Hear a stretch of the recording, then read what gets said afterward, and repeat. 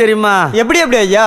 முள்ள மலர் பறைத்து அம்மாவும் முடியில் சூட வந்தேன். முள்ள மலர் பறைத்து அம்மாவும் முடியில் சூட வந்தேன். மல்லி மலர் பறைத்து அங்காளம் அம்மாள சூட வந்தேன். அம்மா மல்லி மலர் பறைத்து அங்காளம் அம்மாள சூட வந்தேன்.